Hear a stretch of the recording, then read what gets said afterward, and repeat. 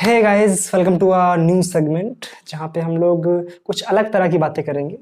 यहाँ पे हम लोग आपस में एक दूसरे से रिलेटेड यूनिवर्स की बातें करेंगे। हमारी जो रियल लाइफ है, जो कि प्रैक्टिकल लाइफ है, उसकी बातें करने वाले हैं। जैसा कि आपको पीछे बैकग्राउंड में भी दिख रहा होगा, कुछ अलग सी बातें होने वाली है। आपको टाइटल पढ़ के भी कुछ अलग सी फील आई होगी। तो सबसे पहले क्वेश्चन उठता है हमारे दिमाग में कि हम कौन हैं? क्या है हमारा अस्तित्व? ये यूनिवर्स क्या है? हम यूनिवर्स की बातें करेंगे, हम एनर्जी की बातें करेंगे, हम जो भी हमारी रियल लाइफ है उसकी बातें करेंगे आज। सो वीडियो को एंड तक देखना ताकि समझ आने वाला है आपको कि रियल में हमारा मकसद क्या है यार, इस दुनिया में आने का मकसद क्या है हमारा। तो बेसिकली फर्स्ट ऑफ ऑल समझते हैं यूनिवर्स क्या है।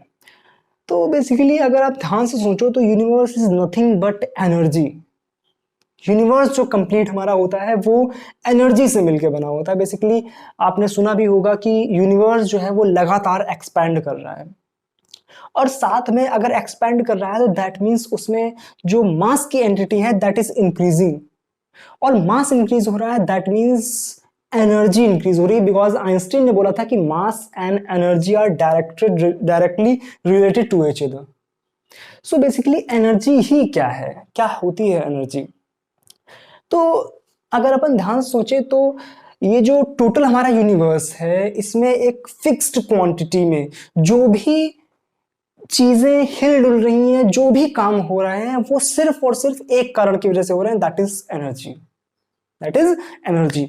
तो एनर्जी जो है वो सारे कार्यों का, या बोल सकते हैं जितने भी काम हो रहे हैं सारे कार्यों का बेस है एनर्जी। अगर एनर्जी नहीं होगी तो कुछ भी होना पॉसिबल नहीं है।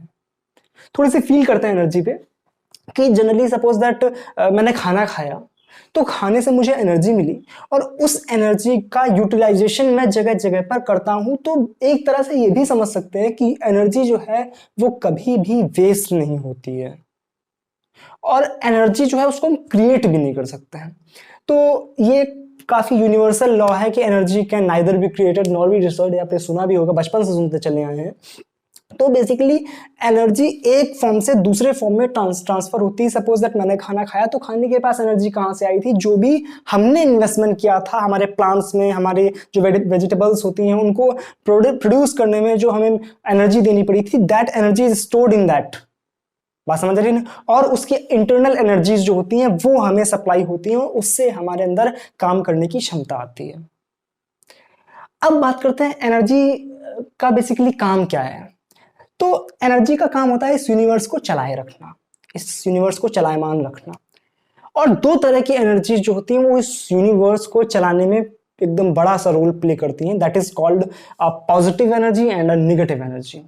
जैसे कि आपको दिख भी रहा होगा पीछे मेरे कि energy is of two types, positive and negative. तो जो दो तरह की एनर्जीज हैं वो किस तरह से रोल प्ले करती हैं, पॉजिटिव एनर्जी और नेगेटिव एनर्जी किस तरह से रोल प्ले करती है हमारे यूनिवर्स में, उसको समझते हैं सबसे पहले। तो जो पॉजिटिव एनर्जी है आपने फील किया होगा। सपोज दैट कभी कभी हम लोग इस तरह से फील करते हैं कि I am feeling very happy, और sometimes we feel that I am feeling very sad. तो कहां से होता है ये feelings happy and feeling sad? क्या ये नेचर पे डिपेंड करता है कि जो भी हमारे चारों तरफ जो काम हो रहे हैं उन पे डिपेंड कर रहा है, या हमारे अंदर ही होती है हैप्पीनेस एंड सैडनेस?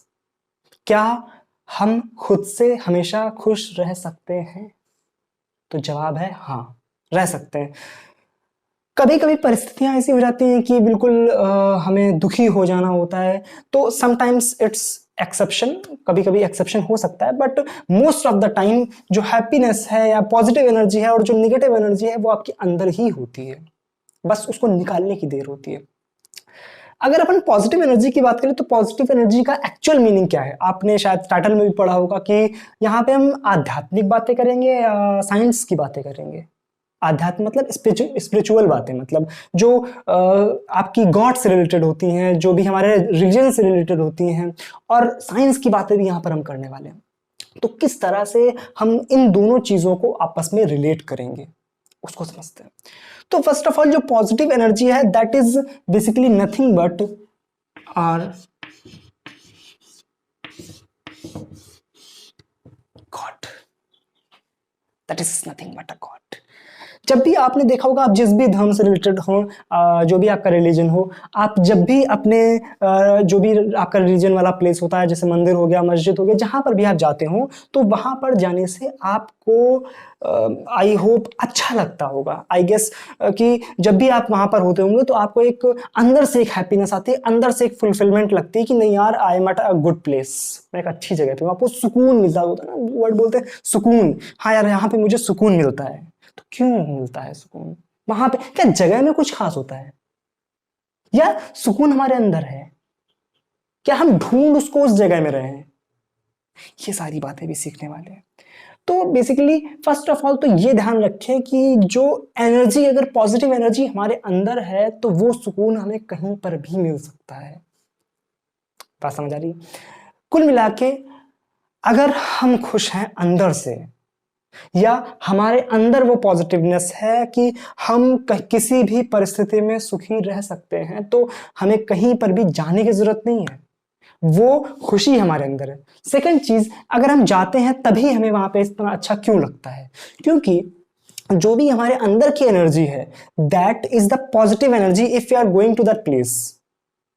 और जब हमें वो पॉजिटिव एनर्जी अपनी तरफ अट्रैक्ट करती है, जब हम वहां पे जाते हैं, तो जो हमें वहां पे पॉजिटिव एनर्जी मिलती है, तो वो पॉजिटिव एनर्जी हमें अंदर से खुशी देती है, क्योंकि हमें वहां पे पॉजिटिव एनर्जी का सोर्स मिल रहा है। That God is the source of positive energy.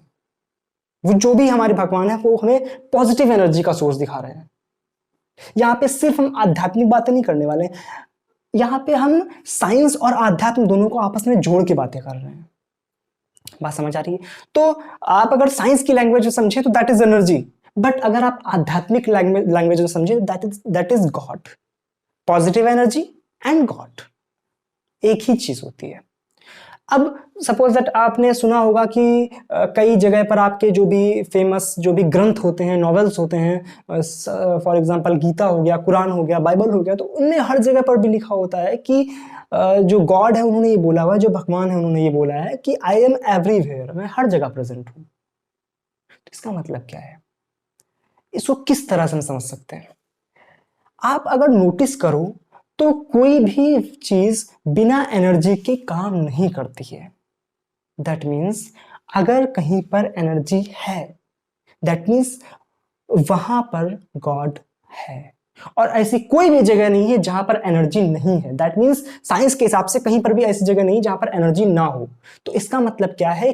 आध्यात्मिक हिसाब से कोई भी ऐसी जगह नहीं है जहां पर कि भगवान ना हो, जहां पर भी गॉड ना हो, जहां पर भी अल्लाह ना हो। बात समझ आई? तो ये हमारा है पॉजिटिव एनर्जी का कॉन्सेप्ट कि क्या है भगवान।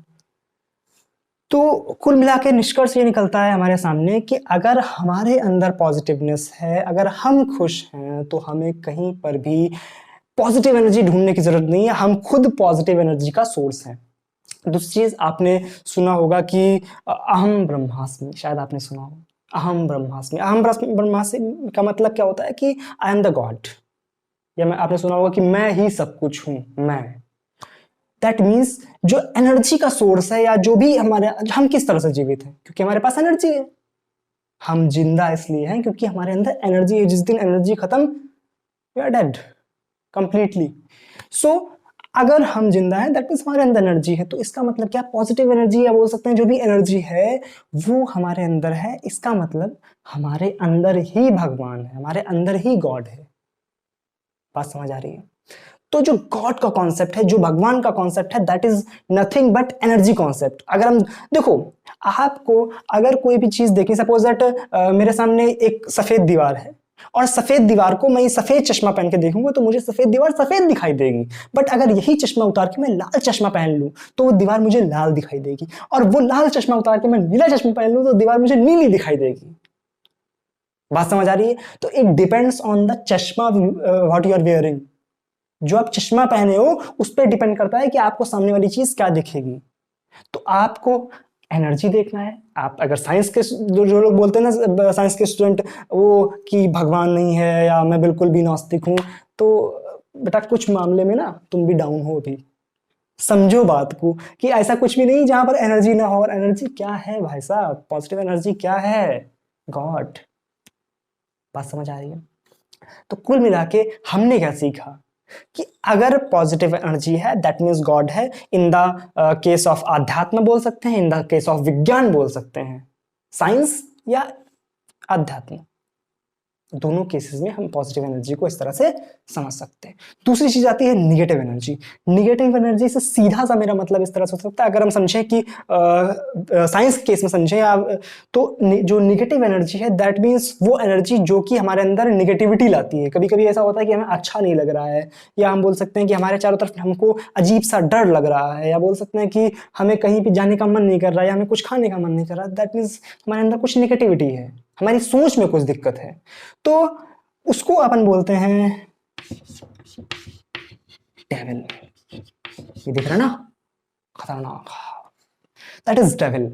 डेविल का मतलब सिंपल क्या होता है, कुछ लोग इसको भूत बोलते हैं, कुछ लोग इसको पिशाच बोलते हैं, कुछ लोग प्रेत बोलते हैं, कुछ आत्मा बोलते हैं, तो तरह तरह के नाम दिए जाते हैं इस निगेटिव एनर्जी को। That is nothing but negative energy. और अगर आपने कभी सुना होगा कि भय का भूत बनना, मतलब अगर हमें डर लग रहा है तो हो सकता है हमें अपने पलंग के नीचे एक भूत दिख जाए, और अगर हमें डर नहीं लग रहा है तो हमें कुछ भी कभी भी हम कुछ भी कर सकते हैं बिना किसी डर के। तो जो डर है वो कहाँ है, मन में। डर जो है वो हमारे मन में है। इसका मतलब क्या है, हमारे मन की जो निगेटिव एनर्जी है वो हमें डरा रही है। अगर हम आध्यात्म की लैंग्वेज में देखें तो that is devil, that is भूत, दैट इज प्रेत, दैट इज आत्मा, दैट इज जिन। बट अगर हम साइंस की लैंग्वेज में देखें तो दैट इज निगेटिव एनर्जी जो कि हमारे ही अंदर है। और उस निगेटिव एनर्जी को जब आपने देखना शुरू कर दिया, जब आपने वो लाल चश्मा उतार के नीला चश्मा पहन लिया, यानी आपने निगेटिव एनर्जी का चश्मा पहन लिया, तो आपको हर जगह डर लगेगा। तो डर का टैकल करने का तरीका क्या है, आप निगेटिव चश्मा उतारो, पॉजिटिव चश्मा पहन लो, खेला खत्म। बात समझ आई? तो this is all about positive energy and negative energy. ये है एनर्जी का असली कॉन्सेप्ट। अब आपने कई बार इस तरह से चीज सुनी होगी कि भगवान क्या बोलते हैं कि मैं हर जगह हूं, मैं हर प्राणी के अंदर हूं, जो भी हो रहा है मेरी वजह से हो रहा है, ये दुनिया बनी है तो मेरी वजह से बनी है, ये दुनिया खत्म होगी तो मेरी वजह से खत्म होगी। एनर्जी क्या बोलती है, everything is created from the energy. जो भी इस दुनिया में है हर चीज में एनर्जी है। आइंस्टीन ने क्या बोला था, आइंस्टीन ने बोला था कि E is equal to mc²। इसका मतलब क्या है, मास को एनर्जी से डायरेक्ट रिलेटेड किया जा सकता है, यानी जो भी मास है that is directly related to energy. जो भी मास है उसको हम एनर्जी की फॉर्म में कन्वर्ट कर सकते हैं। यानी जो भी हमें दिख रहा है, ये चौक हमें दिख रही है, चश्मा हमें दिख रहा है, ये शर्ट हमें दिख रही है, हमारे हाथ पैर हैं, जो भी है all is energy. That means अगर हम साइंस की नजर से देख रहे हैं तो हमारे चारों तरफ एनर्जी है, और अगर हम अध्यात्म की नजर से देख रहे हैं तो हमारे चारों तरफ सिर्फ और सिर्फ भगवान है, सिर्फ और सिर्फ अल्लाह है, सिर्फ और सिर्फ गॉड है। क्या यहां तक बात समझ आई आपको? अगर समझ आई तो अभी के अभी एक लाइक बनता है, ठीक है ना? तो यहां तक अपने को बात समझ आती है। अब दूसरी चीज कि ये तो बात समझ आ गई कि जो पूरा का पूरा जॉनरे है, जो भी पूरा बेस है दैट इज एनर्जी।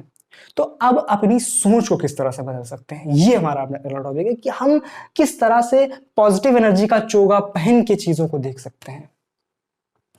तो आपने शायद पहले भी सुना होगा, एक सिद्धांत है साइंस का कि लॉ ऑफ अट्रैक्शन। क्या होता है? Law of attraction.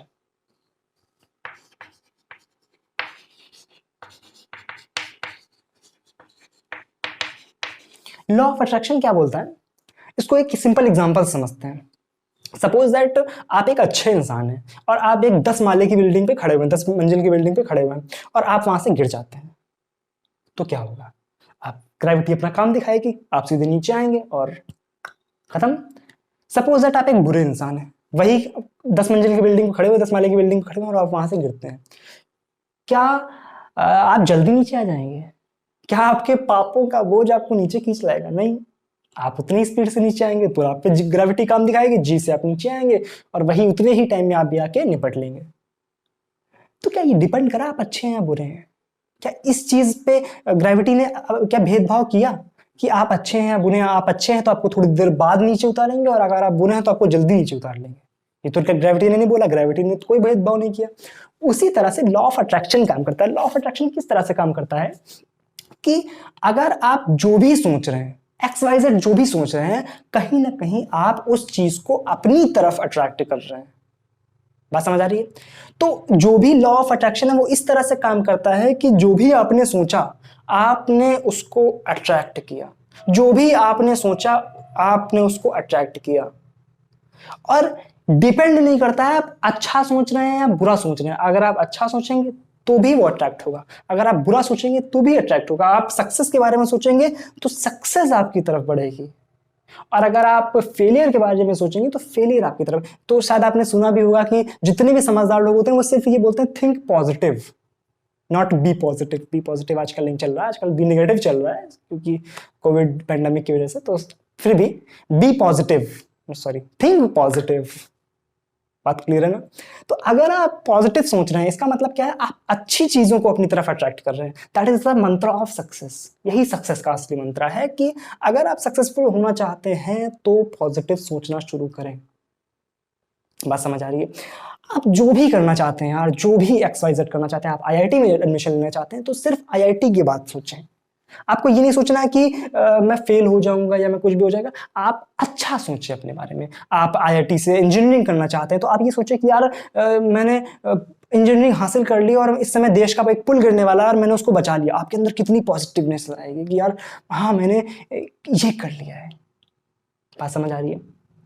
तो कुल मिला के हमें जो है पॉजिटिव वे में अप्रोच करना है किसी भी चीज को। तो पॉजिटिव वे में अप्रोच करने का तरीका सिंपल क्या है कि आप चीजों को पॉजिटिवली लेना शुरू कर दें। आप चीजों को, एक चीज और ध्यान रखना, कभी भी कोई किसी भी चीज को ना कॉम्प्लिकेटेड बनाने की कोशिश मत किया करो। कई लोगों को मैंने देखा है कि वो मतलब चीजों को जबरदस्ती कॉम्प्लिकेटेड बना रहे हैं। मेरा इससे ये हो गया, इससे लड़ाई हो गई, इससे झगड़ा हो गया, उसने धोखा दे दिया, ये कर दिया, वो कर दिया। तो क्या यार, मेरा सिंपल मतलब ये, जो भी मेरे से बोलता है कि यार ये सब हो गया, तो मेरा सिंपल उससे बोलने का मतलब क्या है, तो सिंपल अपने दिमाग में इतना सोचो तो क्या। अगर आपने सिंपल इतना सोच लिया ना तो क्या, आपकी लाइफ इतनी इजी हो जाएगी, इतनी इजी हो जाएगी कि आप सोच भी नहीं सकते हो। सिंपल सा एक वर्ड, तो क्या। एक बड़ा सा क्वेश्चन मार्क लगा दो, तो क्या। सपोज दैट आप एक बालक हैं, आपको किसी बालिका ने धोखा दे दिया है, तो क्या हो गया मेरे भाई, क्या हो गया, जिंदगी थी क्या। एक चीज और ध्यान रखना कि जिस चीज को लाइफ का पार्ट बनाना है ना, उसको लाइफ मत बनाना, क्योंकि वहीं पे इंसान धोखा खा जाता है। जब भी आपने किसी चीज को उसकी इंपॉर्टेंस से ज्यादा इंपॉर्टेंस दे दी, जितनी उसकी अहमियत है उससे ज्यादा इंपॉर्टेंस दे दी ना, तो वहां पे आप हमेशा मात खा जाएंगे। जो चीज सिर्फ लाइफ का एक पार्ट होना चाहिए उसको कभी भी लाइफ बनाने की गलती मत करना। नहीं यार वो मेरी जिंदगी है, ऐसा कभी मत करना, क्योंकि वहीं पे इंसान धोखा खाता है, वहीं पे इंसान फेल होता है, वही एक वजह होती है उसके आगे ना बढ़ पाने की। तो जब भी कभी डर सताए तो सिंपल इतना दिमाग में सोचो तो क्या हो गया। खैर टॉपिक पे वापस आते हैं। तो कुल मिला के हमें क्या ध्यान रखना है कि पॉजिटिव अप्रोच रखना है, जो भी निगेटिव चीजें हैं उनको बिल्कुल साइड कर देना है।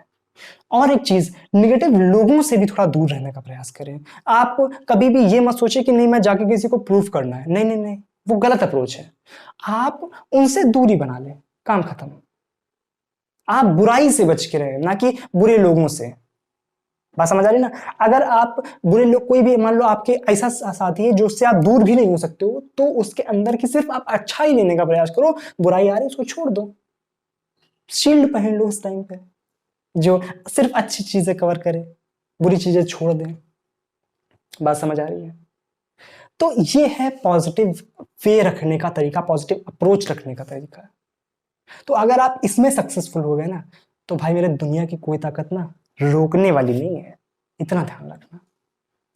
तो आज की क्लास रखने का सिंपल मोटिव ये है कि आप चीजों को एक लाइट वे में लेने का प्रयास करें।